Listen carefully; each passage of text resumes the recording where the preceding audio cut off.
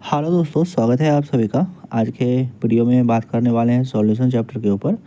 Class 12th chemistry का first chapter जो physical chemistry के अंतर्गत आता है, उसी के बारे में बात करने वाले हैं। तो वीडियो में लास्ट तक बने रहिएगा।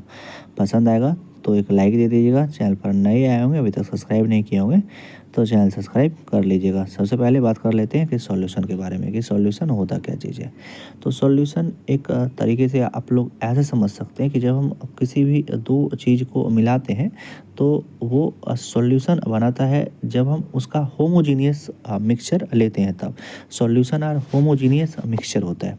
जब हम किसी भी दो चीज़ को मिलाते हैं तो वो मिक्सचर बनता है। और मिक्सचर हमें कैसा लेना है, जो होमोजीनियस हो। मतलब होमो मतलब होता है कि जो उसमें पूरी तरीके से आपस में मिक्स हो जाना चाहिए। हमें उस वैसा दो चीज़ लेना पड़ेगा सॉल्यूशन को बनाने के लिए। मतलब ऐसा नहीं कि हम कुछ ऐसा दो चीज़ को मिला दें जिससे वो दोनों चीज़ आपस में मिले ही नहीं और सॉल्यूशन बन करके तैयार नहीं हो। तो हमें ऐसे दो चीज़ को मिलाना पड़ेगा जो होमोजीनियसली आपस में पूरी तरीके से मिक्स हो जाए।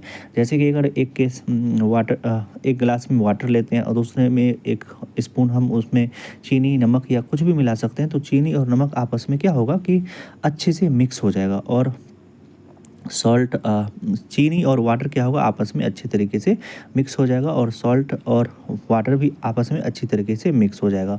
तो इसमें हम ये कह सकते हैं कि अगर दो चीज़ आपस में कंप्लीटली अच्छे तरीके से मिक्स हो जा रहा है और उसका जो composition through out the mixture जो है वो सेम है। मतलब आप अगर चीनी और वाटर को मिलाते हैं तो ऐसा नहीं होता है कि आप कहीं से भी वाटर को टेस्ट करते हैं तो उसका थोड़ा सा कम मीठा लगता है, कहीं से ज़्यादा मीठा लगता है, ऐसा नहीं होता है। मतलब थ्रू आउट द मिक्सचर, पूरा मिक्सचर में उसका क्या चीज़ होता है कि टेस्ट हर एक जगह से सेम आता है। तो इस तरह के सॉल्यूशन को हम कहेंगे होमोजीनियस मिक्सचर ऑफ टू और मोर देन टू कंपाउंड। तो सबसे पहले जो एक तरह का अगर सॉल्यूशन बन जाता है तो जो सॉल्यूशन में ज़्यादा अमाउंट में प्रेजेंट रहता है उसको हम सॉल्वेंट कहते हैं, और जो कम अमाउंट में प्रेजेंट रहता है उसको हम सॉल्यूट कहते हैं। और अगर सॉल्यूशन दो चीज़ों से मिल करके बना हुआ है, जैसे कि सॉल्यूशन में अगर दो ही चीज़ है, मतलब एक सॉल्यूट है दूसरा सॉल्वेंट है, तो हम इस तरह के सॉल्यूशन को कहेंगे बाइनरी सॉल्यूशन। मतलब अगर सॉल्यूशन में दो ही कंपोनेंट है तो उस सॉल्यूशन को हम लोग कहेंगे बाइनरी सॉल्यूशन।